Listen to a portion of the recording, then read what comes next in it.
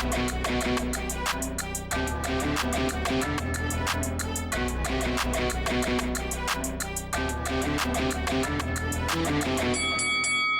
guys, welcome to Boxing Squared for boxing news and views from around the internet. And another heavyweight news and notes mashup video today, starting with Tyson Fury, who's determined seemingly to draw Dillian Whyte out of his silence, which he currently really hasn't said much in public. So Fury taking again to social media to have a dig. I'm still looking for this little sucker Dillian Whyte. Where are you, coward? White feathers? Come on, fight me. Doster talked about a lot, didn't he? He won't fight this, he won't fight that. Who's a coward now, coward? Who's a shithouse now? You useless Doster. Moving on, Jonny Fisher will return to the ring this weekend. He'll be facing Gabriel Enguema. So this is going to be on the Ryder Jacobs undercard. And you can see here, this is some quotes from the press conference. Also here you have the face-off as well. Jonny Fisher saying on a social media, just one word, war. So this should be relatively straightforward for Fisher. Enguema is a well-travelled journeyman. He might give Fisher something to think about for a little bit, but ultimately I think Fisher should steamroll him. But in terms of his quotes here, he says, "It's up to me to do a job." He's a very experienced opponent that's been in with some top people. Me and the Tibbses, Sonny Cannon, have been working on a game plan and I've got to implement that. The fans are going to be there and I'm grateful for their support. But at the end of the day, it's me and another man in a boxing ring and I've got to beat him. I've been in the ring with some great guys and learning all the time. When I made my pro debut this time last year, I couldn't have dreamed of being in the position I'm in now. I think that's testament to the fact that I've been taking it one fight at a time. I don't think too far ahead, and the only challenge that concerns me at the minute is on Saturday night getting the win. I want to do it in good fashion, and we've been working on it. I want to show a bit of control, but I know if I need to go down and get dirty, that's my bread and butter, so I'm ready to do that as well. And we'll just move on from there, but he does mention that he could have sold 4,000 tickets, ultimately selling about 2,500. Could have sold more if he'd got more tickets, says Fisher. Enguema, for him saying, thanks very much for the opportunity. It's great to be part of these big events, and particularly facing an opponent who has such a large following. I'm looking forward to playing a big role in this fight. I was actually on a Matchroom show before, but was unable to make it, so I'm happy to make up for lost time and put on a good show. I'm going to win, and that's all. Perhaps Enguema should have started with the confidence of talking about a win, because he said playing a big part and a big role in this fight doesn't exactly sort of instill fans with confidence. But he knows his role. He's here to be beaten up and taken out and be a learning fight for Jonny Fisher, which he will be. Actually, pretty thin weekend for heavyweight boxing. There was meant to be Kash Ali on a Fight Zone card. Not sure what happened with that. It's been pretty quiet. Haven't seen too much. Not sure if he's even fighting this weekend. Also this weekend, you've got the Ukrainian prospect Dmitry Bezus. He's returning in Latvia, of all places. He'll be facing the well-travelled journeyman Marcelo Nascimento. So Bezus, formerly in kickboxing, Muay Thai, all that sort of stuff. He does seem to have a few skills, a bit of power, but we'll see how he sort of pans out. Already at the riper old age of 32, so got a little bit of making up for lost time. Meanwhile, Bakhodir Jalolov is set to return to the ring on the 18th of March in Dubai on a Probellum card. He'll also be appearing alongside another Olympian, so Jalolov, a gold medalist, Bakhodir, he was a bronze medalist, but not a heavyweight. We're not concerned about him. But in terms of Jalolov, and it's a little bit buried in the press release, he's going to be facing Kamil Sokolowski. So of that, it says Jalolov, who won the super heavyweight gold at the 2020 Tokyo Olympics, will face Poland's Kamil Sokolowski 11-24-2, 4 knockouts on the opening night of Probellum's Dubai event. So of this, Jalolov says, I'm thrilled to be returning to Dubai for Probellum's first event of the year. My training camp has been going well. I'm feeling fit and I'm confident I can maintain my unbeaten run.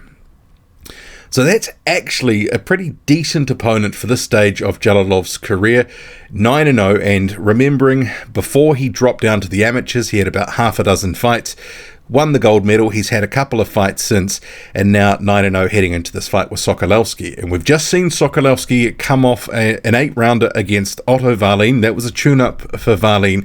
But Sokolowski is no easy touch. He's not just going to roll over, but it is a good yardstick to see where sort of Jalolov is, because we have seen Kamil Sokolowski in with the likes of Solomon Dakers, David Adelai, others in the past year or so. And some of those guys have looked good, others not so much in the case of Adelai.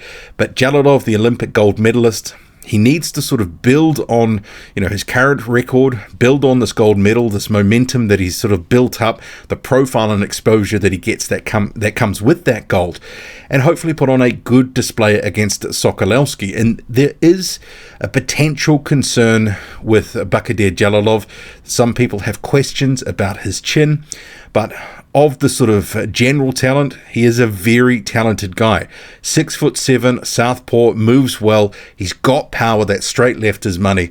So this is, I'm expecting to see a pretty decent effort come in. It'd be good to see Sokolowski push him a little bit and maybe chin check him as well. But I think Bakhodir Jalolov should come through this one and look good in the process. But then again, sometimes guys who need rounds, want rounds, can sometimes look a little bit sort of average when they're pushed by Sokolowski, who doesn't want to roll over and do what they want. Anyway, moving on. So another card has been announced. Dmitry Salita is having a March 5th card in Dearborn, Michigan. And Robert Sims, he is going to be headlining that card facing Moses Johnson. So Dmitry Salita says the last Detroit brawl was a tremendous success. We're coming back to the same terrific venue for another night of world-class Michigan boxing. And he goes on to say, we've got many of the best prospects in the state that will be in tough matchups, starting with our heavyweight main event that I just can't pick a winner. And I've failed to mention, so Moses Johnson, he's currently 7-0 heading into that one. You've got Robert Sims 11-3. And also just to note, so this will be shown on the Salita Promotions YouTube channel, so we'll be able to catch that one for free. Thomas Carty has announced that he's returning to the ring in March, saying fight announcement on social media. Delighted to announce I've been added to the Michael Conlon vs. Lee Wood card on March 12th. Big shout out to my manager at Dillian Whyte and the team for giving me this opportunity. I can't wait to hear the noise of all those crazy Irish fans. Look forward to making a statement. The American prospect Fernely Feliz Jr., who moved to 3-0 this past weekend, has reflected on his win against Christopher Arnold, saying the guy was 4-0 with 4 KOs, so I went in very aware that he had power and can bang a bit. I had to adjust to him. He was very awkward. The shots I was practicing with my father were not landing in the fight, so I was getting frustrated. But I adjusted quickly, and by the end of the third, I knew I had him. Once I connected, he couldn't take it. And he continues, I learned I can feint more, just have more confidence in my hands. I've watched the fight tape 7 times, and I'm just faster. My speed and timing are going to give a lot of people problems. I'm going to focus on being the best shape of my life and keep going. I'm surrounded by a great group of people who take care of me. I'm ready to keep working. And if you're interested in catching up with the highlights of that fight, I do have a link in the description box, which is to, it's about a minute clip or so. So check that out. I know a lot of people wouldn't have seen too much of Fernely Feliz Jr., who was a good amateur, now 3-0.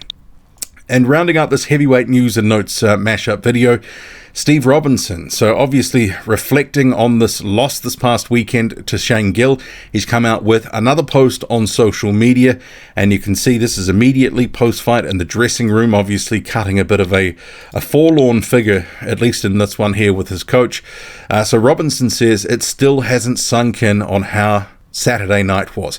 Performance was shocking, the mindset was shocking, actually embarrassed of my stubbornness and the way I reacted to certain things.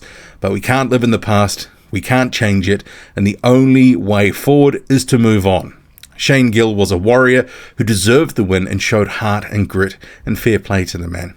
And there is a bit more, so you can check that out at your leisure on Instagram. Steve Robinson, USSR, his handle. Anyway, what do you make of it all? Drop a comment loud and often. Hit like, hit subscribe. Follow me on Twitter, boxing_squared. I'm out.